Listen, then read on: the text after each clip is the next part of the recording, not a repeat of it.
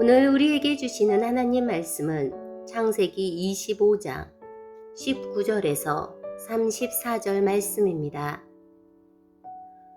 아브라함의 아들 이삭의 족보는 이러하니라. 아브라함이 이삭을 낳았고 이삭은 40세에 리브가를 맞이하여 아내를 삼았으니 리브가는 밧단 아람의 아람 족속 중 부두엘의 딸이요 아람 족속 중 라반의 누이였더라. 이삭이 그의 아내가 임신하지 못하므로 그를 위하여 여호와께 간구하매 여호와께서 그의 간구를 들으셨으므로 그의 아내 리브가가 임신하였더니 그 아들들이 그의 태 속에서 서로 싸우는지라. 그가 이르되 이럴 경우에는 내가 어찌할꼬 하고 가서 여호와께 묻자온대 여호와께서 그에게 이르시되 두 국민이 내 태중에 있구나. 두 민족이 내 복중에서부터 나누이리라. 이 족속이 저 족속보다 강하겠고 큰 자가 어린 자를 섬기리라 하셨더라. 그 해상 기한이 찬즉 태에 쌍둥이가 있었는데 먼저 나온 자는 붉고 전신이 털옷 같아서 이름을 에서라 하였고 후에 나온 아우는 손으로 에서의 발꿈치를 잡았으므로 그 이름을 야곱이라 하였으며 리브가가 그들을 낳을 때 이삭이 60세였더라. 그 아이들이 장성함에 에서는 익숙한 사냥꾼이었으므로 들사람이 되고 야곱은 조용한 사람이었으므로 장막에 거주하니 이삭은 에서가 사냥한 고기를 좋아하므로 그를 사랑하고 리브가는 야곱을 사랑하였더라.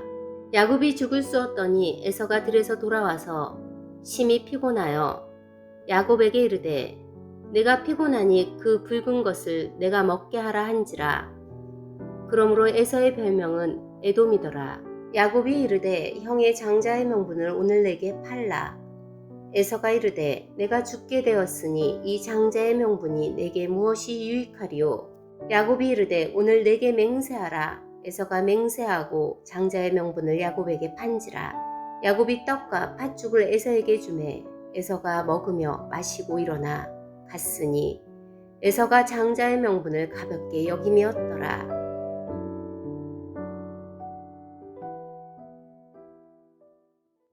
아브라함은 175세를 일기로 세상을 떠났습니다. 그런데 이때 이삭과 리브가는 이미 이란성 쌍둥이인 에서와 야곱을 낳아 그 아이들의 나이가 15살이 되었을 때였습니다. 그러나 창세기 25장은 아브라함의 죽음을 먼저 기록했고 오늘 본문인 19절부터 에서와 야곱의 탄생을 기록하므로 시간적 순서로 기록한 것이 아님을 보여줍니다.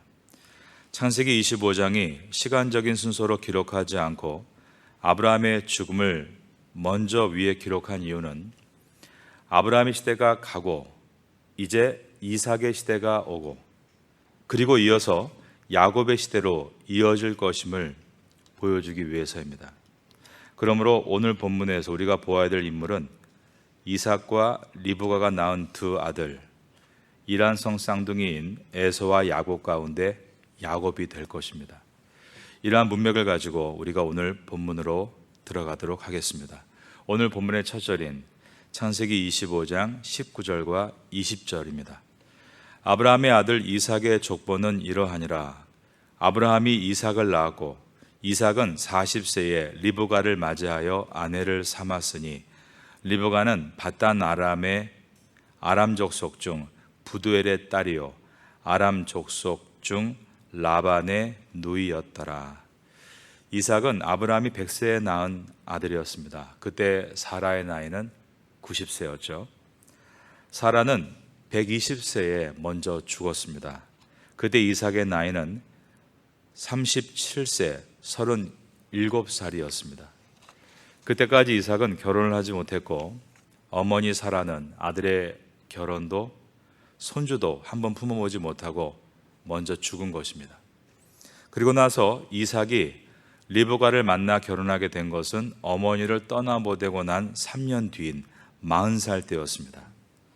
아브라함의 동생인 나홀의 손녀였던 리브가는 현숙한 여인으로 믿음의 어머니 사라의 자리를 잘 이어갑니다.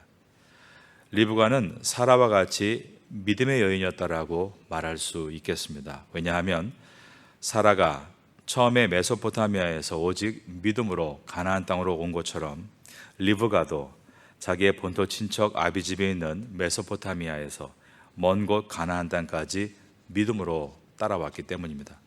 그런데 이삭과 리브가도 아버지 아브라함과 어머니 사라 때와 같이 아기를 임신하지 못하는 어려움을 겪게 됩니다. 이때 이삭과 리브가가 이 문제를 하나님께 간절히 기도함으로 문제를 돌파했다는 내용이 오늘 본문에 들어 있습니다. 21절입니다. 이삭과 리브가가 가정의 문제를 간절히 기도함으로 해결해 나아갔다라고 되어 있는 것입니다. 어떤 일은 우리 힘으로 해결할 수 있는 일들이 있습니다. 그런데 불임의 경우는 우리의 힘으로만 해결할 수 있는 일은 아닙니다. 우리의 삶에는 불임과 같은 우리 힘으로 해결하지 못하는 일들이 있습니다. 그런데 이삭과 리브가 부부가 자신들의 힘으로 해결하지 못하는 문제들을 기도로 돌파해 나아갔다는 것입니다. 이삭이 그의 아내가 임신하지 못하므로 그를 위하여 여호와께 간구하매 여호와께서 그의 간구를 들으셨으므로 그의 아내 리브가가 임신하였더니. 기도는 하나님과의 대화입니다. 그런데 또한 기도는 하나님의 역사를 일으키는 능력이기도 합니다. 여러분이 감당하지 못할 어려운 문제들을 하나님께 간절히 기도할 때 하나님의 능력이 여러분의 문제를 해결하고 돌파하도록 역사해 주신다라는 것입니다. 시간이 조금 걸릴 수 있습니다. 이삭과 리브가도 20년을 기다려야 했습니다. 그런데 그 기간을 잘 기다렸습니다. 그 이유는 프라미스, 약속을 믿는 믿음이 있었기 때문입니다. 프라미스, 약속을 믿는 사람은 패션, 고통을 인내할 수 있다라는 말이 있습니다. 하나님의 약속을 기다리며 얻는 고통은 또한 그를 견고한 믿음의 사람으로 빚어가는 은혜를 줍니다. 이 자리에 계신 여러분은 약속을 믿고 기다리고 잘 인내하심으로 마침내 약속의 성취를 얻을 뿐 아니라 그 인내의 과정을 통해서 건강하고 견고한 성도로 빚어지시기를 예수님의 이름으로 축원합니다. 리브가는 드디어 잉태를 하게 되었습니다.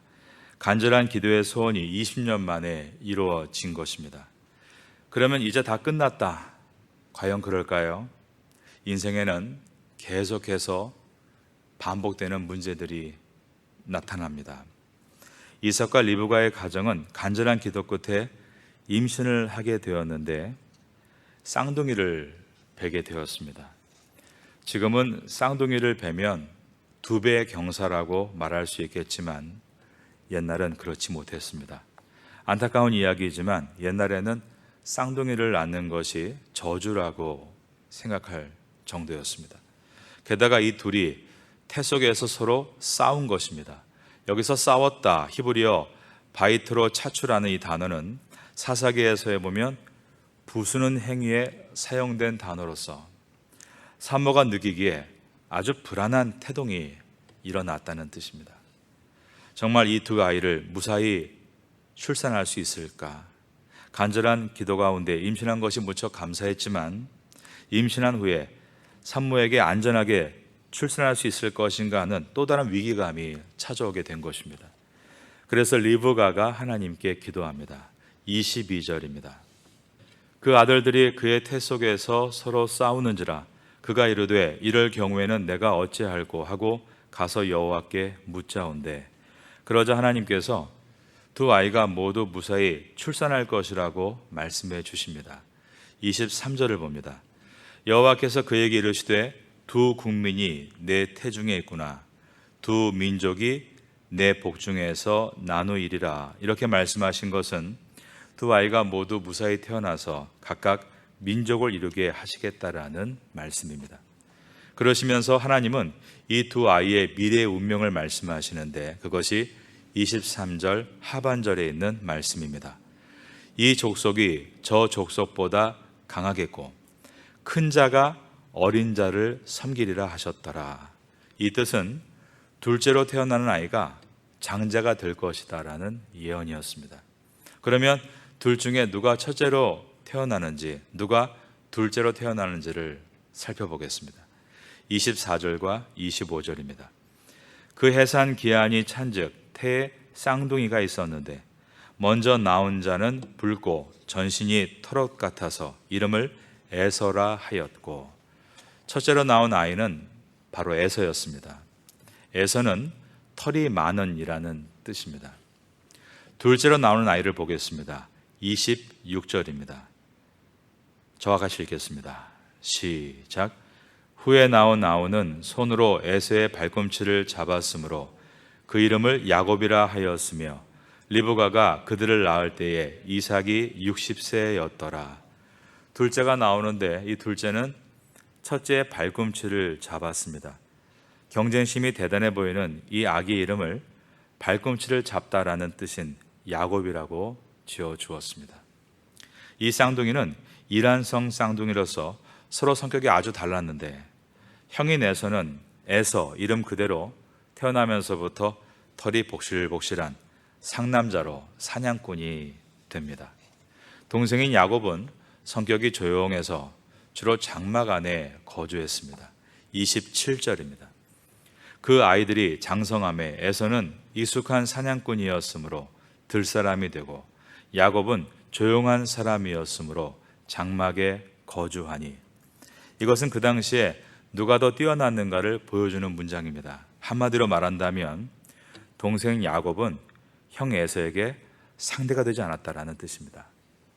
형 에서는 그 당시 최고의 직업군에 있는 사람이었다라고 말할 수 있습니다.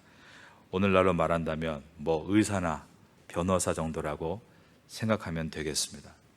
동생 야곱은 오늘날로 말한다면 무직, 취업준비생이라고 생각할 수 있겠습니다.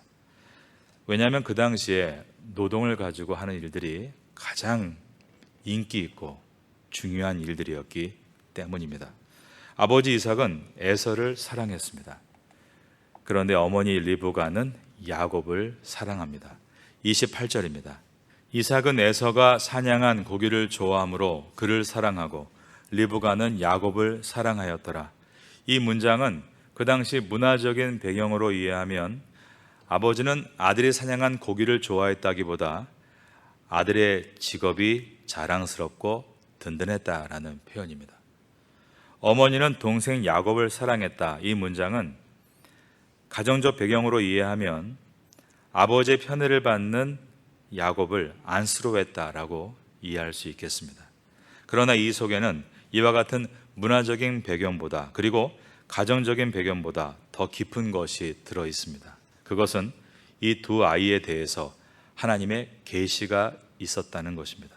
바로 위에 있는 23절 하반절에서 이 족속이 저 족속보다 강하겠고 그 다음 절을 따라 하시겠습니다.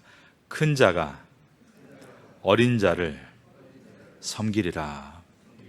하나님께서 리브가에게 하신 말씀입니다. 그러므로 리브가는 단순히 남편이 큰 아들을 더 사랑함으로 안쓰러운 마음에 둘째 아들을 사랑한 것이 아니라 하나님께서 예정하신 뜻을 마음에 품고 있었던 것입니다. 우린 여기서 하나님의 선택, 즉 예정론에 대한 말씀을 만나게 됩니다. 이 예정에 대해서 사도 바울이 기록한 내용을 만나볼 필요가 있습니다. 로마서 9장 12절과 13절인데 읽어보도록 하겠습니다. 9장 12절과 13절입니다. 리브가에게 이르시되 큰 자가 어린 자를 섬기리라 하셨나니 기록된 바 내가 야곱은 사랑하고 에서는 미워하였다 하심과 같으니라. 사도 바울이 오늘 창세기 25장을 인용해서 로마서를 기록한 이유가 있습니다. 유대인들이 혈통을 중시하며 교만해 있었기 때문입니다. 유대인들은 자신들이 아브라함의 혈통이기 때문에 구원을 얻는 것이다라고 생각했습니다. 이것에 대해서 사도 바울의 논리가 시작됩니다. 위에 있는 로마서 6장 9절을 한번 보겠습니다. 그러나 하나님의 말씀이 폐하여진 것 같지 않도다.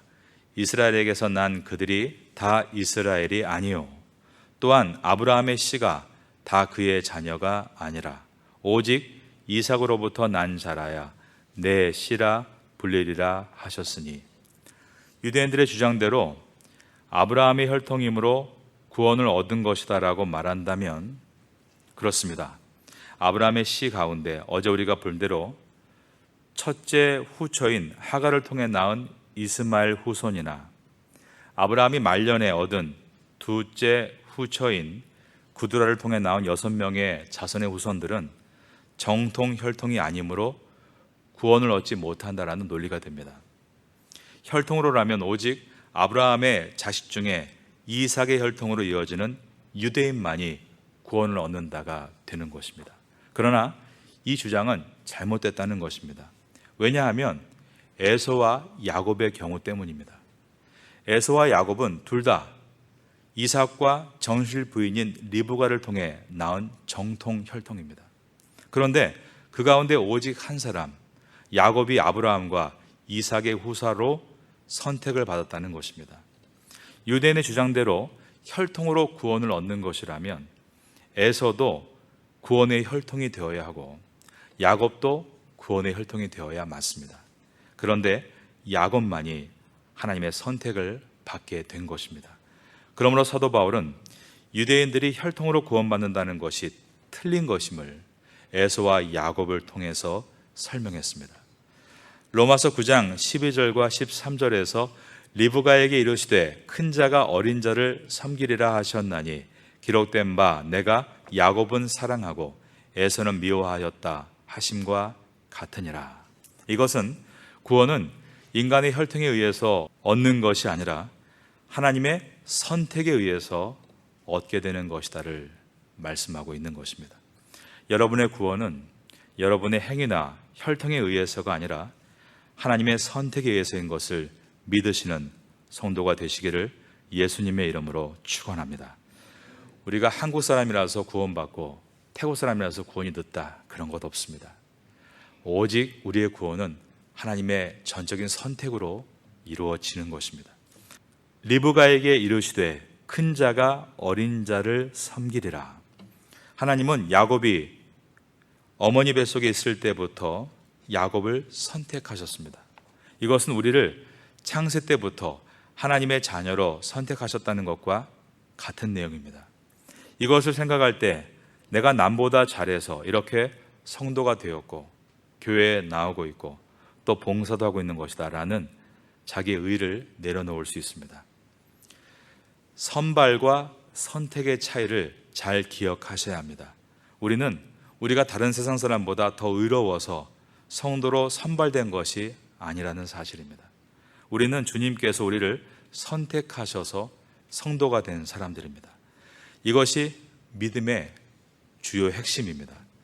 내가 잘나고 못나고를 떠나서 하나님께서 나를 선택해 주셨기 때문에 성도가 됐다는 것을 깨달을 때 남을 판단하지 않을 수 있고 하나님의 말씀인 율법을 사랑으로 지킬 수 있게 됩니다. 그런데 내가 남보다 더 잘하고 더 잘나서 하나님이 나를 선발해 주신 것이다라고 착각을 할 때는 남을 쉽게 정죄하게 되고 율법주의에 빠지게 되는 것입니다.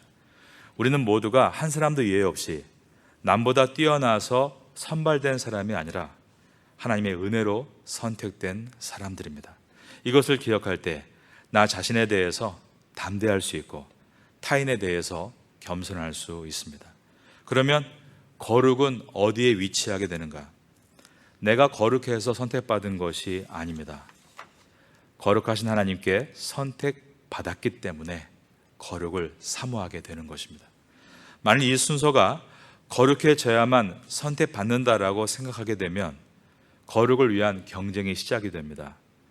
이번에 태풍으로 고생하는 수해 지역에 어디서 얼마를 후원했다. 우리는 얼마를 더 후원해야 한다. 세상은 행위를 부추깁니다. 그러나 거룩한 행위는 구원을 받기 위해서 하는 것이 아닙니다. 구원을 받았기 때문에 하는 것입니다. 거룩하신 하나님께서 성도에게 이제는 너희가 이 세상에서 나를 닮기를 원한다라고 하시기 때문에 그 은혜 감격한 우리 성도가 거룩을 사모하는 것입니다. 부담으로 강박증으로 하는 것이 아닙니다. 감사로 은혜로 하는 것입니다. 하나님께서 여러분의 행위를 보시고 선발하신 것이 아니라 여러분을 은총으로 선택하셨다는 것을 믿으시고 강박증으로 신앙생활을 하지 말고 감사로 신앙생활을 할 수 있는 여러분 될 수 있기를 예수님의 이름으로 축원합니다. 우리는 야곱을 태중에 선택하신 하나님, 이 부분을 볼 때 참으로 감사하고 기쁩니다. 그런데 선택을 받지 못한 에서를 생각할 때는 이것을 이해하는데 어려움을 겪게 됩니다. 왜 하나님은 에서를 선택하시지 않은 것인가? 그런데 그 대답이 오늘 본문의 창세기 25장에 들어있는 것입니다. 다시 창세기 25장으로 돌아갑니다.